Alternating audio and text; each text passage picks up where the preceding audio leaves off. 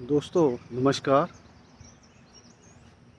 आपने अखबार के माध्यम से या सोशल मीडिया के माध्यम से यह जान ही लिया होगा कि जो कुल्लू में बिजली महादेव रोपवे प्रोजेक्ट बन रहा है उस पर विवाद हो गया है।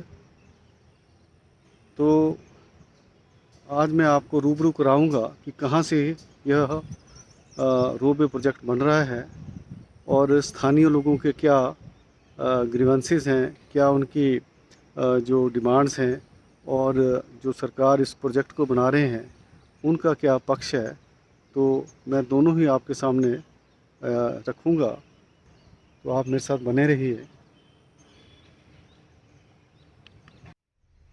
दोस्तों देखिए, इस रास्ते से मैं आपको जो निर्माणाधीन बिजली महादेव रोपवे प्रोजेक्ट है उसकी तरफ ले जा रहा हूँ। ये देखिए, ये जो चील का यहाँ जंगल है और यहाँ से देखिए ये पगडंडी है और यहाँ से मैं आपको इस प्रोजेक्ट की ओर जो कि निर्माणाधीन है अभी उसकी तरफ ले जाऊँगा।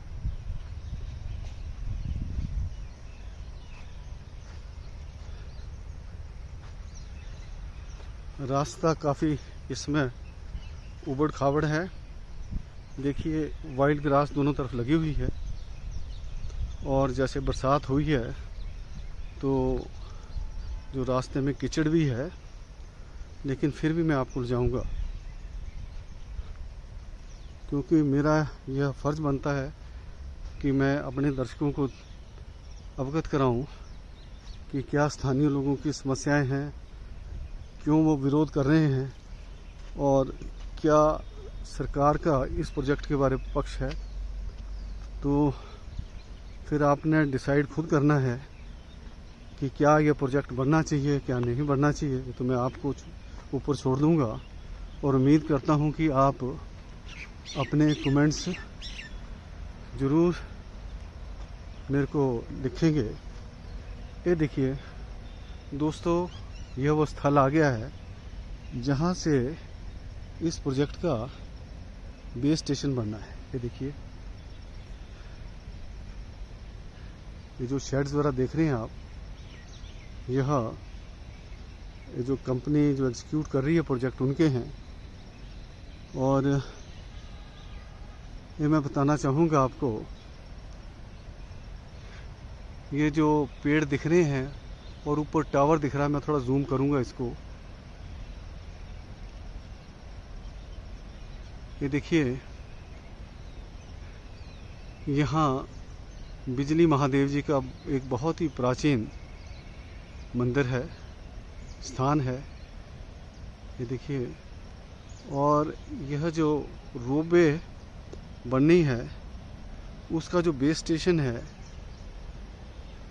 यहीं से है। इस स्थान को पीढ़ी बोलते हैं और यहाँ से जो रोपवे है ऊपर की ओर जाएगी।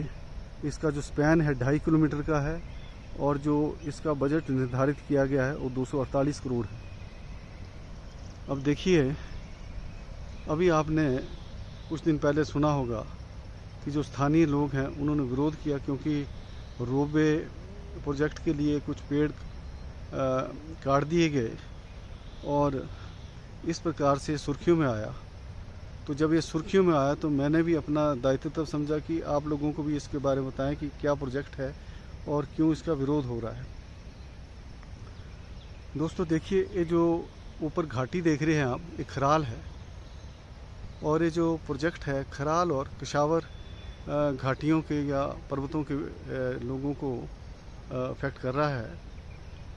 जो स्थानीय लोग हैं उनका मानना है कि अगर ये प्रोजेक्ट बन जाता है, रोपवे प्रोजेक्ट बन जाता है, तो जो धार्मिक स्थल है बिजली महादेव का, उसकी जो धार्मिक आस्था है उस पर प्रभाव पड़ेगा। अधिक से अधिक संख्या में लोग वहाँ आएंगे और आप तो जानते ही हैं कि जब पर्यटक वहाँ जाएंगे तो किसी न किसी प्रकार का नशा करने की भी संभावनाएं हो जाती हैं। तो यह इनकी चिंता है। और उनका ये भी मानना है कि जो बिजली महादेव है उन्होंने अपने गुर के माध्यम से यह भी बता दिया है कि मुझे किसी प्रकार का यहाँ बदलाव नहीं चाहिए। मैं रोपवे अगर बन गया तो उसके नीचे से नहीं जाना पसंद करूँगा। आपको पता है कि जो यहाँ के देवी देवता हैं एक स्थान से दूसरे स्थान आते जाते रहे हैं, कभी दशहरे में, कभी किसी ने बुला लिया। तो इस प्रकार से जो देवता जी हैं उन्होंने साफ आदेश दिया है कि यहाँ किसी भी प्रकार का बदलाव मैं नहीं मानूंगा। तो यही कारण है कि जो स्थानीय लोग हैं वो इस प्रोजेक्ट का ज़ोरदार तरीके से विरोध कर रहे हैं। ये देखिए, अब यहाँ कुछ धरातल पर काम हो रहा है लेकिन गति इसकी स्लो है। जैसे कि मैंने बताया कि प्रोजेक्ट के लिए काफ़ी पेड़ वहाँ ऊपर खराल पर्वत पर काटे गए और लोगों ने इसका विरोध किया। और जो कंपनी के लोग हैं, जो काम करने वाले हैं, एग्जीक्यूशन कर रही है कंपनी, उसके जो कर्मचारी हैं उनको भी उन्होंने नहीं जाने दिया।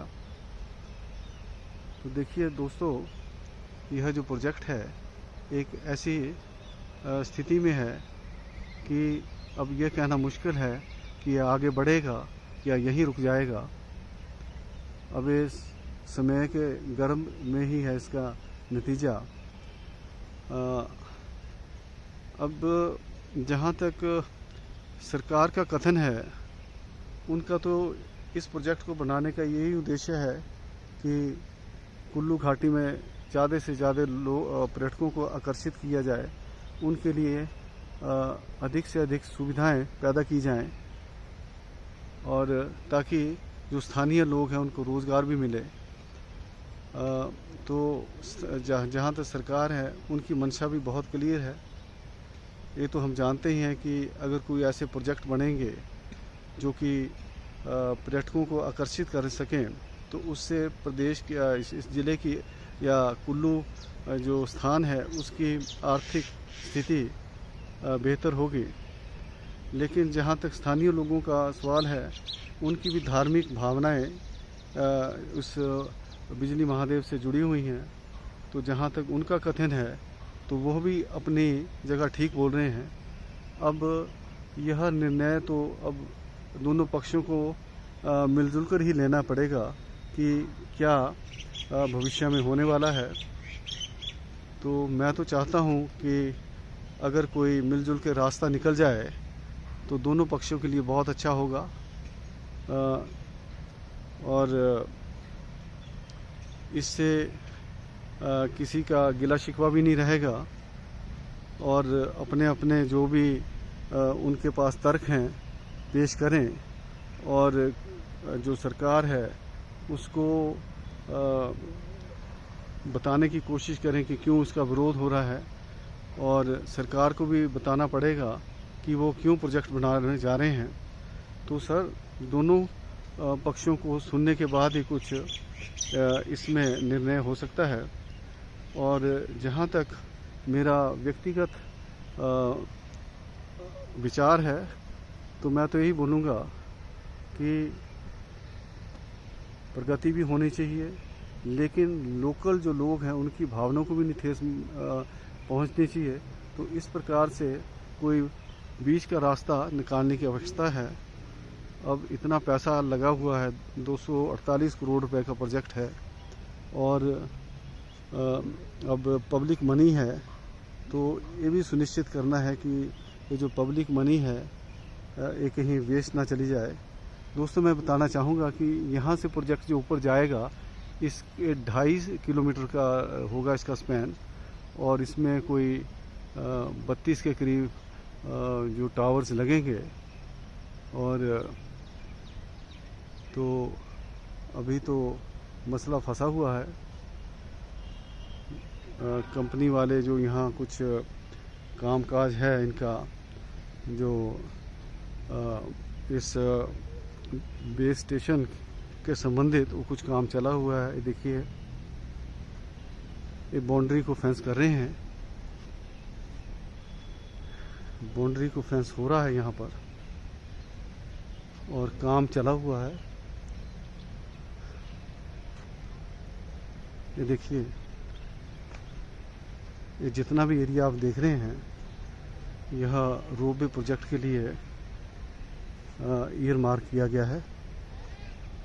ये देखिए यहाँ से कितना सुंदर व्यू बन रहा है। ये चील के पेड़ हैं और इन चील के पेड़ों को ही काटा गया इस प्रोजेक्ट के लिए। तो इसी कारण से जो स्थानीय लोग हैं वो भड़क गए हुए हैं और एक बड़े आंदोलन की तरफ बढ़ रहे हैं। तो दोस्तों अब मैं आपसे निवेदन करता हूं कि आप अपने विचार बताइए कि क्या ये प्रोजेक्ट बढ़ना चाहिए या नहीं बढ़ना चाहिए, और अपने कमेंट्स दीजिए।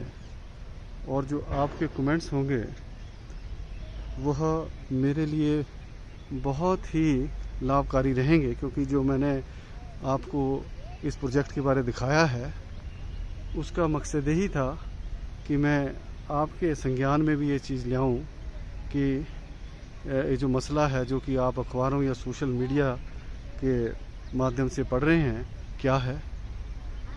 ये देखिए,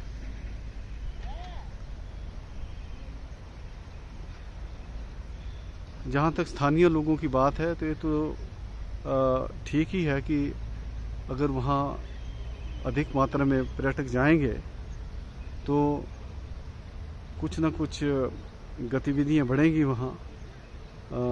और जो परिसर है, जो बिजली महादेव जी का परिसर है, उसकी पवित्रता में ज़रूर फ़र्क पड़ेगा।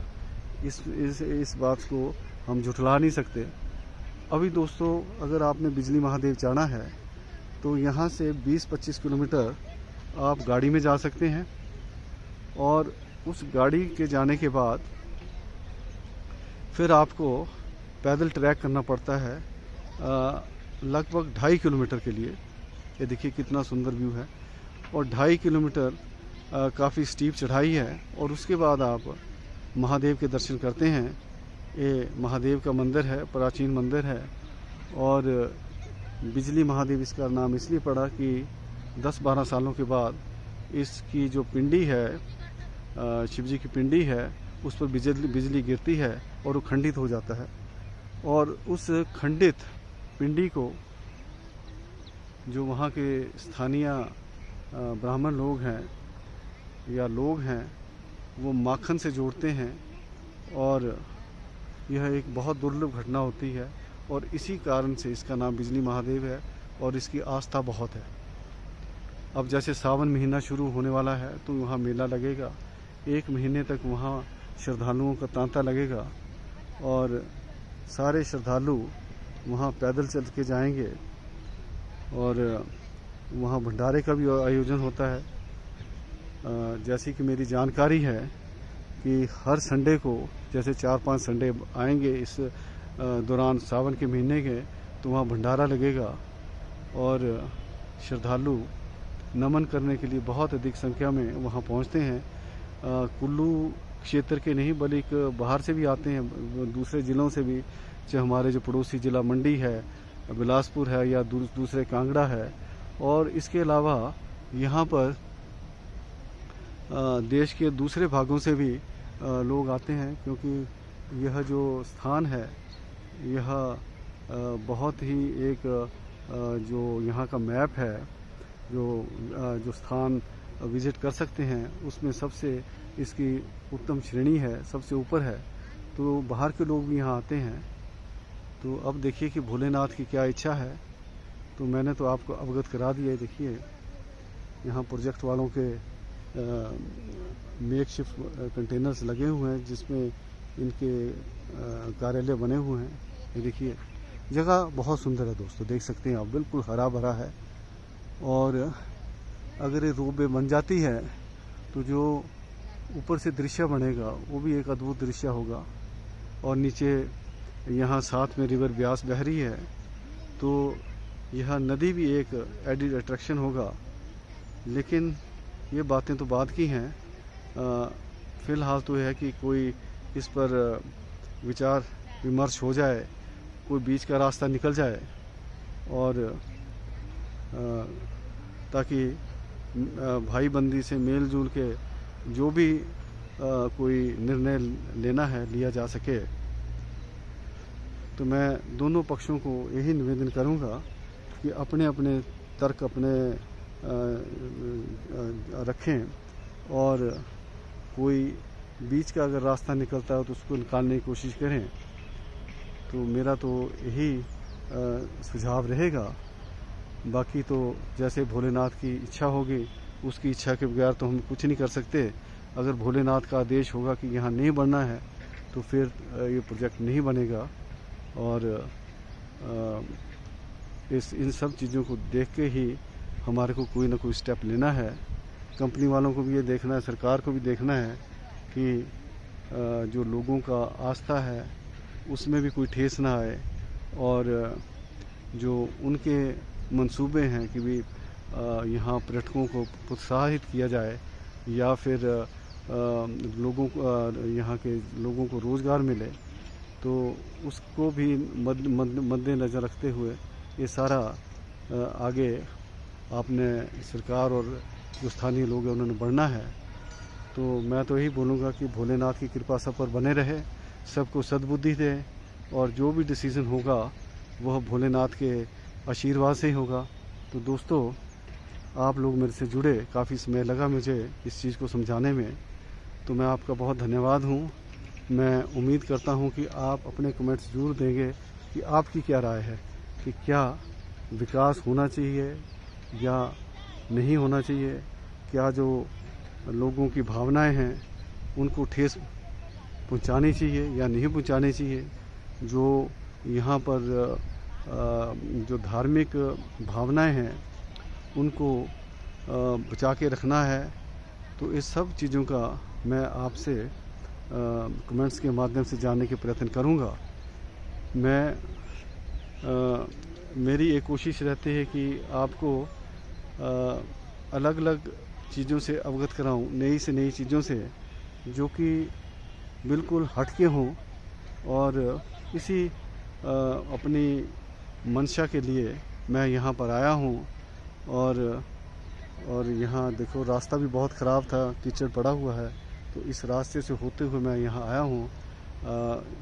जूते भी मेरे गिले हो गए हैं और उनमें मिट्टी लगी है, लेकिन एक जो ब्लॉगर है उसके लिए सब कुछ करना है, उसके लिए ये सब करना ज़रूरी है, तभी तो आपके लिए अच्छे से अच्छे हम कंटेंट्स ला पाएंगे और आपकी राय भी लेते रहेंगे। आपके लिए भी ज्ञानवर्धक रहता है कि भी कुल्लू में क्यों प्रोजेक्ट पर विवाद छिड़ा है। तो मैंने दोनों पक्षों के आपके सम्मुख जो तर्क हैं वो रख दिए हैं। तो दोस्तों, फिर मैं आपका धन्यवाद करता हूँ। जय हिंद, जय भारत, जय बिजली महादेव, जय महादेव, नमस्कार।